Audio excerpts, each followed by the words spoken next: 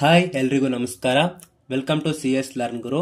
Last ವಿಡಿಯೋದಲ್ಲಿ ತುಂಬ ಜನ ಸರ್ ಫೋಲ್ಡರ್ನ ಹೈಡ್ ಮಾಡೋದು ಹೇಗೆ ಅಂತ ಇದ್ರು, ಅವ್ರಿಗಾಗಿ ಈ ವಿಡಿಯೋ ಮಾಡ್ತಿದೀವಿ. ಬನ್ನಿ ವಿಡಿಯೋ ಸ್ಟಾರ್ಟ್ ಮಾಡೋಣ.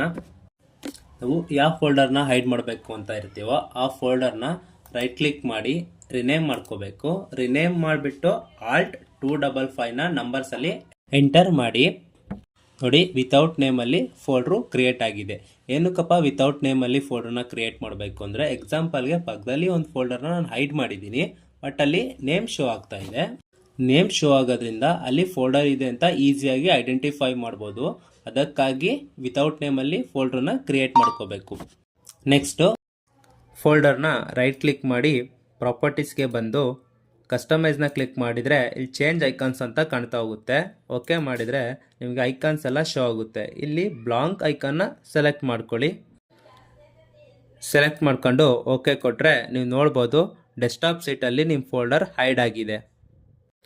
ಹೈಡ್ ಆಗಿರೋ ಫೋಲ್ಡರ್ನ ಹೇಗಪ್ಪ ನೋಡೋದು ಅಂದರೆ, ಸಿಂಪಲ್ ಸೆಲೆಕ್ಟ್ ಆಲ್ ಮಾಡ್ಕೊಳ್ರಿ, ನಿಮ್ಮ ಹೈಡ್ ಆಗಿರೋ ಫೋಲ್ಡರ್ ಶೋ ಆಗುತ್ತೆ.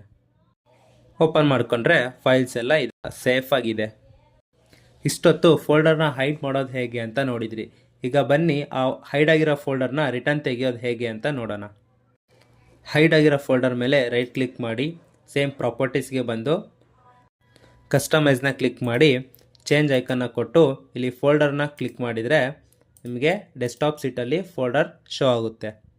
Okay, thank you. ವಿಡಿಯೋ ಇಷ್ಟ ಆಗಿದ್ರೆ ಲೈಕ್ ಮಾಡಿ, ಶೇರ್ ಮಾಡಿ, ಸಪೋರ್ಟ್ ಮಾಡಿ, ಸಬ್ಸ್ಕ್ರೈಬ್ ಮಾಡಿ.